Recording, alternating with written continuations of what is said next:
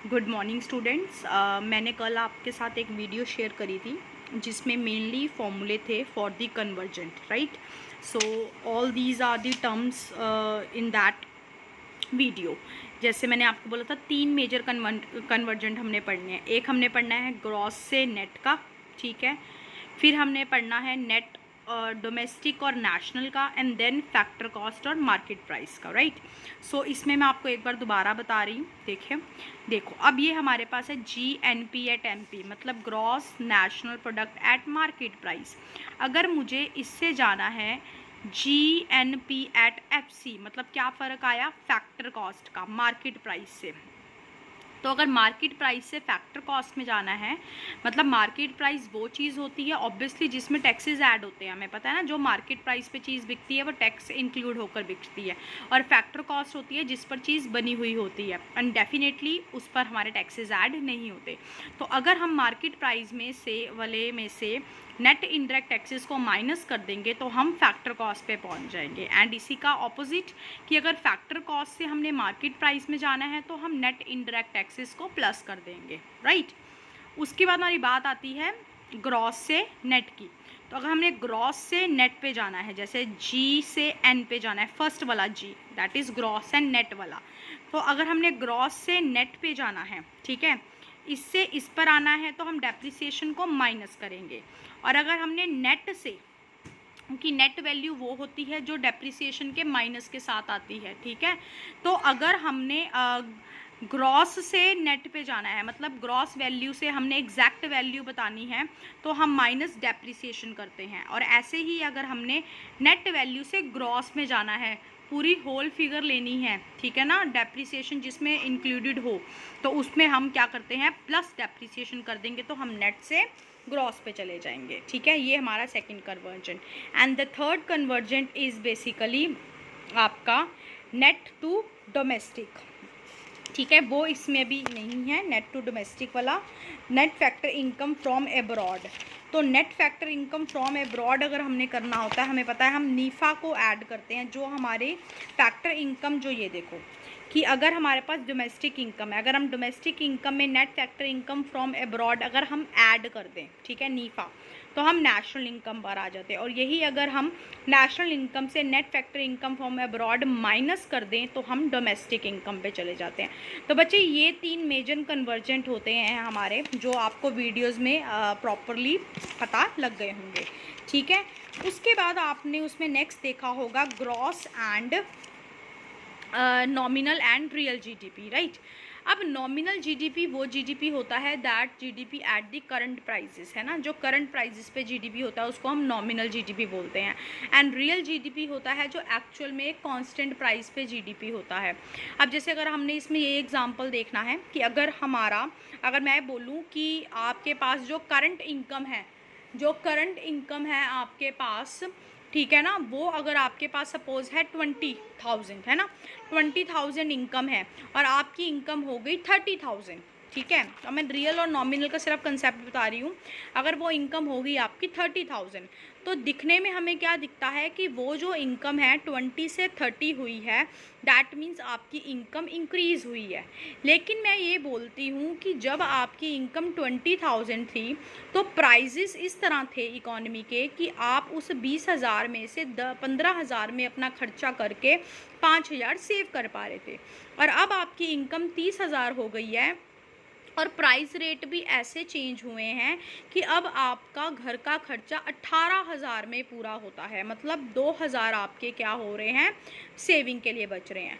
तो पहले जब आपकी 20,000 इनकम थी तब आप 5,000 सेविंग के लिए बचा पा रहे थे। अब 20,000 होने पर भी 30,000 होने पर भी सिर्फ आप 2,000, मतलब 28,000 में आपका सारा खर्चा निकलता है और 2,000 आपका बचता है।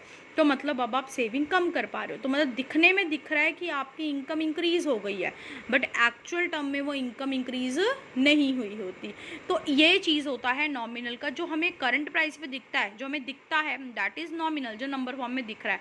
जो हमें एग्जैक्ट फिगर बताती है वो हमें रियल GDP बताती है, जब हम कंपेयर करते हैं एट दी कांस्टेंट प्राइस, ठीक है ना। तो जब कांस्टेंट प्राइस पे कंपेयर किया जाता है तब हमें पता लगता है। जैसे फॉर एग्जांपल देखो 11-12 में ठीक है ना। जो प्राइजेस थे वो थे 100 पर टन थे वीट, 5 पर मीटर था क्लोथ, फिर 500 पर मीटर पर टोन था आपका शुगर।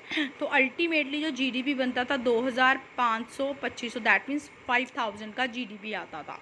अब क्या हो गया, 16-17 में रेट बढ़ गए, प्राइस बढ़ गए, क्वांटिटी उतनी ही है, प्राइस इंक्रीज हो गए, तो अब आपका जीडीपी भी कितना शो हो रहा है, 30,000। तो आपका क्या लग रहा है, आपको सच्ची में देखकर लग रहा है कि आप की इकोनॉमी में प्रोडक्शन जीडीपी, हम तो ये मान के चलते हैं कि अगर ज़्यादा जीडीपी है इट मीन्स हमारी इकोनॉमी में ज़्यादा प्रोडक्शन हुआ है, लेकिन ये तो इसने रॉन्ग प्रूफ कर दिया, क्योंकि अभी तो जीडीपी ज़्यादा शो हो रहा है लेकिन क्वांटिटी बढ़ने की वजह से नहीं, प्राइस बढ़ने की वजह से। तो ये जो चीज़ होती है दैट इज़ नॉमिनल। तो हमें एग्जैक्ट फिगर जो हमारे इंडिया की ग्रोथ की जो हमें पता लगती है that is from real GDP, like this, कि अब इसमें क्वांटिटी बढ़ी 20 से 100, 50, 30, 200 और 10, prices will remain same, and अब जीडीपी इंक्रीज़ हुआ 5 से 9,000। तो अब हम बोल सकते हैं येस जीडीपी इंक्रीज़ हुआ, क्योंकि प्रोडक्शन इंक्रीज़ हुआ तो जीडीपी इंक्रीज़ हुआ। हम इसको डायरेक्ट रिलेट करते हैं, क्योंकि हम तो बेसिकली यही सोच के चलते हैं ना कि अगर इकोनॉमी का जीडीपी बढ़ता है दैट मीन्स हमारी इकोनॉमी में प्रोडक्शन इंक्रीज़ हो रहा है, और आइडल हम मांगते भी यही हैं कि प्रोडक्शन इंक्रीज़ करेंगे तो हमारा जीडीपी इंक्रीज़ होगा। लेकिन जीडीपी इंक्रीज़ हमें दिख रहा है लेकिन हमारी इकोनॉमी में प्रोडक्शन तो हो ही नहीं रहा, इट मीन्स हमारी इकोनॉमी की ग्रोथ तो हो ही नहीं रही, पर हमें दिख ऐसा रहा है सामने से कि हाँ जी भी हमारी ग्रोथ हो रही है, हमारा तो जीडीपी इंक्रीज़ हो रहा है। तो अल्टीमेटली वो प्रोडक्शन के इंक्रीज़ की वजह से नहीं, वो प्राइस के इंक्रीज़ की वजह से है। सो अगर हमने इकोनॉमी में एक्चुअल इकोनॉमी की कंडीशन देखनी है, उसका ग्रोथ रेट देखना है, तो वो हम रियल जीडीपी से देख सकते हैं, नॉमिनल से नहीं, राइट। उसके बाद आपका बात आता है, इसका फॉर्मूला होता है कन्वर्जेंट का, that is nominal GDP is equal to real GDP multiply में प्राइस इंडेक्स अपॉन में 100। ऐसे आपको सब फिगर्स गिनी होती है, रियल जीडीपी फाइंड आउट करो, रियल गिवन होगा, नॉमिनल फाइंड आउट करो, ये दोनों गिवन होंगे, प्राइस इंडेक्स फाइंड आउट करो। तो ये आप बेसिकली एक फॉर्मूला जरूर याद कर लेना, इसके रिलेटेड न्यूमेरिकल्स हैं। उसके बाद एक होता है जीडीपी डिफ्लेटर, जीडीपी डिफ्लेटर का फॉर्मूला भी याद करना। इसमें वो कहते हैं दी current price GDP upon the constant price GDP multiply by 100, वो होता है आपका जीडीपी डिफ्लेटर। मतलब ये बताता है how much is change in the current prices and the constant prices, कि करंट एंड कांस्टेंट प्राइजेज में कितना चेंज है, right. So GDP at current prices divided by GDP at constant prices multiply by 100 is tell you about the GDP deflator, ठीक है। इससे related sums भी आ जाते हैं। And now the next question is GDP and the welfare. It's a very important question कि GDP is the good figure to जज the welfare, और what kind of relationship between the GDP and the welfare. So actual अगर मैं बोलूँ तो yes there is a relationship between the GDP and welfare, but only the GDP can not reflect exact increase in GDP reflect a good picture of economy, क्योंकि आपको भी अभी मैंने पीछे बता दिया कि जीडीपी जो बढ़ता है वो प्राइस इंक्रीज से भी हो सकता है, और प्राइस इंक्रीज होना इट मीन्स इकोनॉमी के वो वेलफेयर के लिए अच्छा नहीं है। So real GDP is basically shows exact relationship between the welfare, क्योंकि real GDP is consider as an index of welfare of the people. तो अगर इंक्रीज होगा real GDP means increase in the level of output in the economy, and that is why we can say the अगर real GDP increase हो रहा है तो हमारी economy में वेलफेयर भी हो रहा है। बट वो कह रहे हैं still there are some limitation, कि हम एग्जैक्ट नहीं बोल सकते कि जीडीपी का रिलेशनशिप वेलफेयर के साथ डायरेक्टली है। क्यों? पहला वो बोलते हैं डिस्ट्रीब्यूशन ऑफ इनकम, यस, क्योंकि जैसे कि बात है कि जीडीपी इंक्रीज हो रहा है, बच्चे जीडीपी इंक्रीज हो रहा है, अब देखो जीडीपी डिस्ट्रीब्यूट हुआ बिटवीन दी पीपल। सपोज अगर आपने 1 करोड़ की इनकम जो है वो डिस्ट्रीब्यूट कराई पीपल्स के बीच में, अब क्या पता कि 50 लाख सिर्फ कुछ पीपल्स के हाथों से आ रहे हों और बाकी 50 यार बाकी सब में थोड़ा डिवाइडेड हो, तो अल्टीमेटली हमें तो दिखेगा कि इनकम इंक्रीज आ रही है ना, जीडीपी मोर आ रहा है, लेकिन वो जो उसका बेनिफिट है वो सबके पास नहीं जा रहा, वो कुछ एक लिमिटेड जो रिच पीपल हैं इकोनॉमी के सिर्फ उनके हाथों तक ही बाउंड हो रहा है, सब तक वो डिस्ट्रीब्यूट नहीं हो रहा। क्यों? क्योंकि हमारी इनकम जो है वो इक्वली डिस्ट्रीब्यूटेड नहीं है अमंग दी पीपल। उसके बाद द कॉम्पोजिशन ऑफ जीडीपी। अब कहते हैं कि कई बार ऐसा होता है जीडीपी इंक्रीज होता है with the increase in production, हम इसको रिलेट करते हैं। पर जब हम प्रोडक्शन इंक्रीज करते हैं कुछ ऐसे प्रोडक्ट्स का, लाइक डिफेंस के प्रोडक्ट्स हो गए, ठीक है, आपके वेपन्स हो गए, तो अल्टीमेटली अगर वेपन्स वगैरह का प्रोडक्शन हम इंक्रीज कर रहे हैं तो वो एक वेलफेयर का सिंबल तो नहीं है। That means we are planning for some war और we are having some threat of the war, तो that is not the sign of welfare. तो हम किस तरह से फिर जीडीपी इंक्रीज होने का रिलेशनशिप वेलफेयर के साथ बता सकते हैं? क्योंकि जो कॉम्पोजिशन है जीडीपी के वो कई बार ऐसे भी होते हैं।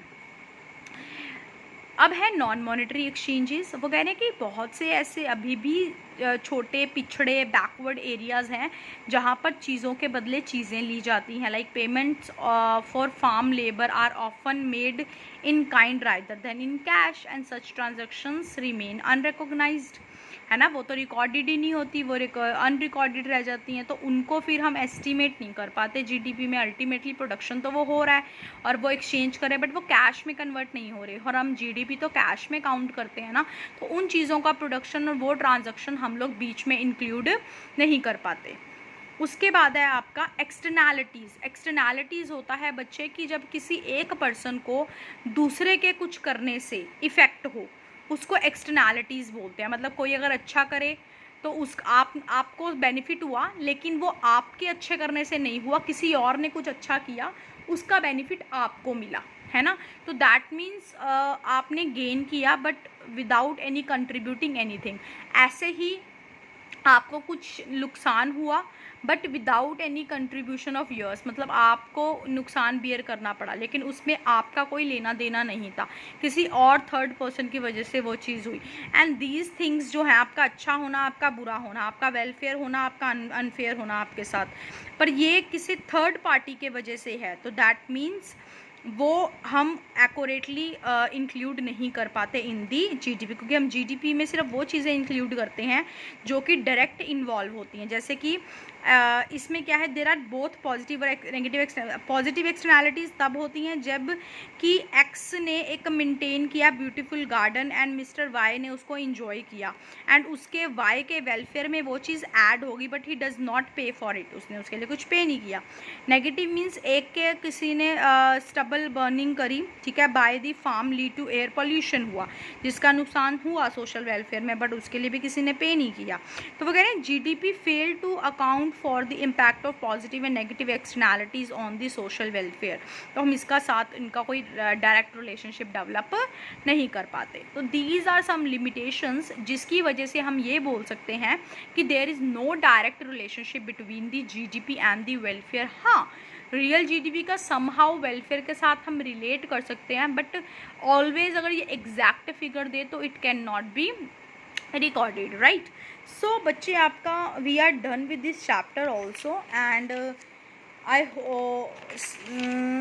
आप लोग ना इस चैप्टर के ये न्यूमेरिकल्स हैं कुछ, इनको ज़रूर प्रैक्टिस करना। नॉमिनल एंड रियल जीडीपी के न्यूमेरिकल्स हैं, इनको प्रैक्टिस कर लेना। तो अब आपका मेन जो है, आपके 3 मेथड शुरू होने हैं, value added method, expenditure method and income method for calculating the GDP, and that I will do in the next video.